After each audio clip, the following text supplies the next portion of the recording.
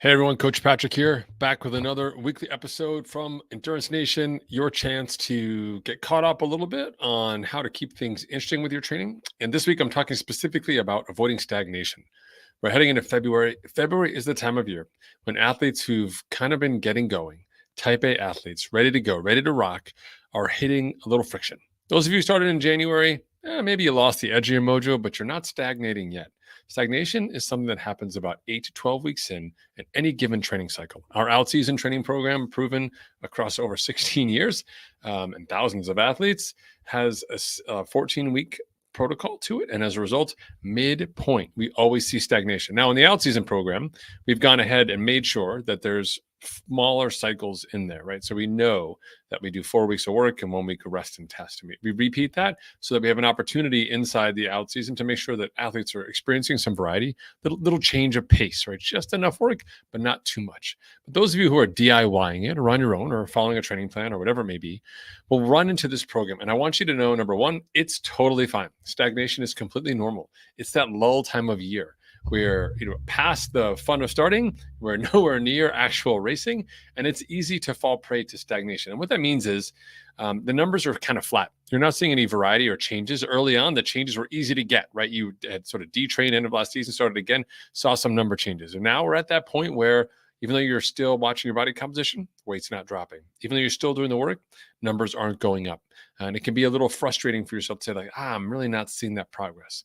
I need you to know that it's not only okay, but it's also normal. Our bodies adapt very quickly to training stimulus. And as a result, it's easy to see a sort of a plateauing of gains, or what I'm calling stagnation here. But the reason why stagnation is different than plateauing is because of the mental component as well. It's a general malaise that sits on top of that plateau that makes it feel 10 times worse.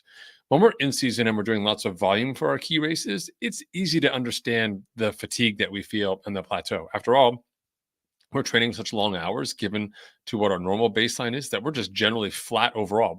We're fit, but we're flat. And as endurance athletes, we sort of accept that space, which is kind of normal. Of course, there's ways to work around it, which we do inside Endurance Nation. But in general, most people understand the sense of being like, I'm super fit, but I kind of only have 1 or 2 gears in the system, right? But early in the season, even inside Endurance Nation, where we use intensity as a tool to improve your training, it's easy to fall prey to stagnation. So I've got some ideas here for you this week to kind of mix things up. I want you to take them, leave them, whatever you like, but definitely think about it, especially if you're finding that stagnation. Understand that it's early in the season, that all workouts are good workouts at this point, and that you're still moving the needle. And anything you can do to kind of bump yourself out of that stagnation zone actually will get you back on track. Sometimes it's just an easy rest day. So if you haven't had a rest day in a while, just give yourself permission, sleep in, take off that alarm or set it an hour or two later, give yourself a break, just have a day, just be a normal human being for a day before you come back. It's only one day. It's not going to break you. And sometimes it's just nice to have a little release valve. But if that doesn't cut it, then here are 3 options for you to follow. Number 1, just consider adding a new sport to the routine. So if you're a triathlete, you're probably biking and running, at least inside Endurance Nation. You might also be swimming. But there's other things you can do as well in addition to those modalities, right? You could go to the gym and throw in some weight training. You go to the gym and throw in maybe an elliptical or the rowing machine, the erg. You may want to do something completely different, like some winter sports. If you're fortunate enough to get out to some cross-country skiing or some skate skiing, that's totally fine.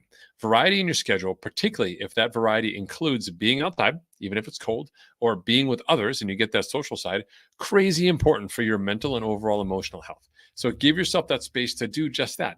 It may just be a 4-week cycle. Just, hey, you know what? Instead of my long run on Sundays, I'm going to replace it with this cross-country ski session. Or instead of this normal weight session that I do on Tuesdays and Thursdays, I'm going to go do yoga or hot yoga instead because there's more people there, whatever that may be. But give yourself permission to kind of mix it up a little bit there. That in and of itself could be enough. And if it's similarly like paced aerobically or also contributes to your functional strength and mobility, it's a net win. Like it's probably even better for you than staying on the standard program where you're running into some of that friction. Okay. Your second option here is just more weekend fun. So if you can't find something fun to do where you are, you could sign up for something like a race. Like there's easy to sign up like 5Ks, even in the cold winter, or 10Ks, right? Maybe there's a winter sports race that you could do, or you could go for a hike, do a little bit of an adventure. Maybe you want to go away for a little bit and just kind of get in something different. If it's like maybe go ice skating, go for like a long walk. Doesn't really matter what it is, but the idea being just make the fun happen on the weekend when you've got more time and less pressure. one of the things we don't appreciate as endurance athletes, age groupers with jobs and commitments, is that the weekdays are really compressed, right? Everybody feels normal stress during a workday, particularly if you've got, say, out of work commitments like around social or other volunteer commitments or whatever. Then you start smacking in these workouts in the morning that are also have to happen. So you've got 3 phases of your day and they're all must do's. That's a lot of must doing, right? And that really adds up over time. So see if you can take some of that fun, put it on the weekend. Again, give yourself that release valve. You're still being active. You're still being smart. You're having a little bit of adventure, but it's just a change of pace, right? Whether or not you do that 3-hour steady state ride on Saturday, February 4th, or not, really is not going to impact your August race. It may feel like it will, but it's really not going to. History has shown this inside Endurance Nation. I've seen it myself. And so as a result, give yourself permission to do that, whether it's taking advantage of a long weekend, maybe President's Day weekend coming up or something different, but just mixing it up if you want. Inside Endurance Nation, we've got a charity ride going on this weekend, 24 hours blocked out. People signed up for 1-hour slots to raise money for awesome causes for Autism Research Challenge athletes. Like just 2 great causes to check in on. Just a little bit of variety, same training, just different modality, little social good cause. It's just enough to kind of break you out of the slump. Okay.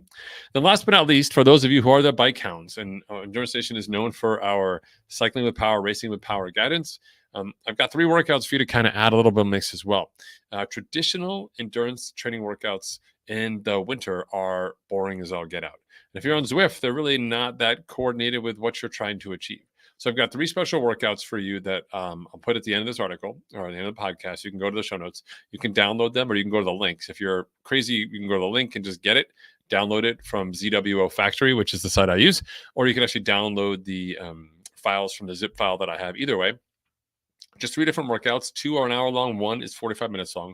And you notice the variety in there and the change of pace. Some of you to really take into account as you're getting into your training. These aren't meant to be crazy hard workouts, but enough variety that you can throw them in, replace your boring generic workout or just another basic boring ride and make it a little fun. Give yourself a different challenge. And I would encourage you as you get more fluent with your indoor training, as for those of you who are sort of bike centric, understand that there's a lot of variety inside your training program, and we can actually take advantage of that to keep you engaged mentally, challenge you physically, and also help set you up for your long-term season goals, whether they involve doing a 100-mile ride or 10 100-mile rides in a row, or just your regular around-the-block triathlon.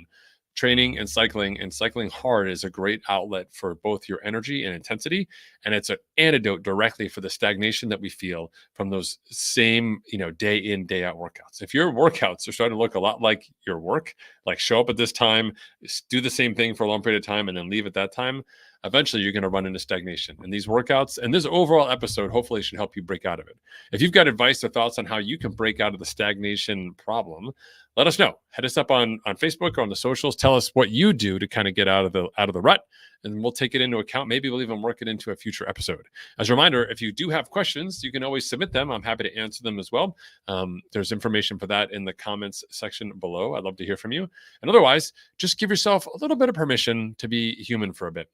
There's success in doing work and there's power in consistency, but applying that power now in February isn't as important as applying it in June, July, or August as your key race gets close. And that's where we really want to make sure that we're saving that mental energy for the time that matters most. You can use small doses of it to manage the ups and downs, but when your body pushbacks, when that stagnation hits in, when the numbers plateau and the pressure gets on you and you're starting to feel that lack of energy around your workouts, give yourself an outlet, take a break, take advantage of these 3 tips.